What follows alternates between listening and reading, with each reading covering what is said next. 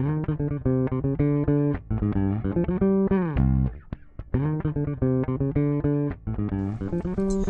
this is Mark Richards with Infolink Consulting, and today I'm going to show you how to create a new project within Informatica's PowerCenter Express.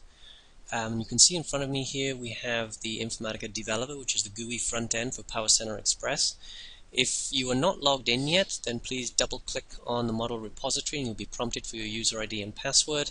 I've already done so, and so if I expand this, here are a list of existing projects that I've previously created. Now, to create a new one, I'm simply going to right click on model repository, select new project, and I'm going to call it Demo 101 and click finish, and there's my new project. We're going to click on the project that we created, Demo 101. I'm going to right click and I'm going to select new data object, and I'm going to select a flat file data object and click next. And I'm going to create it from an existing flat file. I have a flat file here, a salaries.csv file. So I'm going to select that. I'm going to name it. I'm going to put a CSV at the beginning so I know exactly what it is. Click next.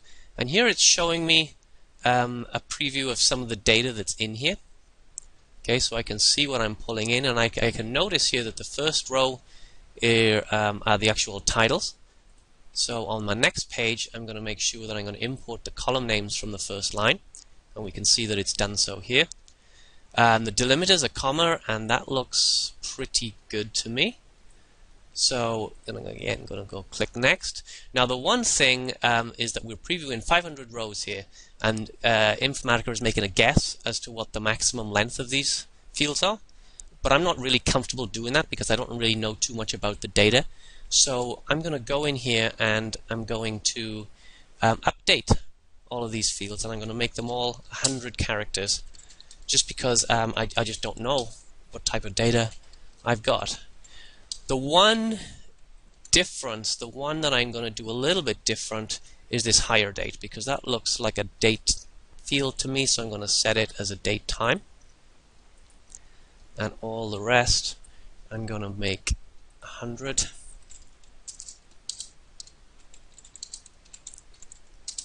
And 100. Okay.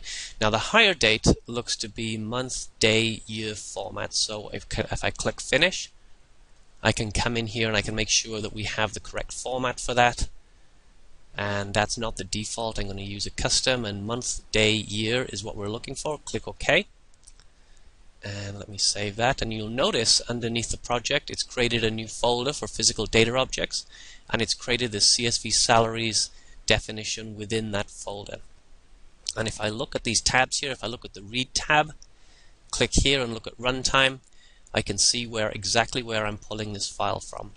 Alright, so we have this definition set up. In the next demo, I'm going to show you how you can profile this data to get a better idea of what you're looking at.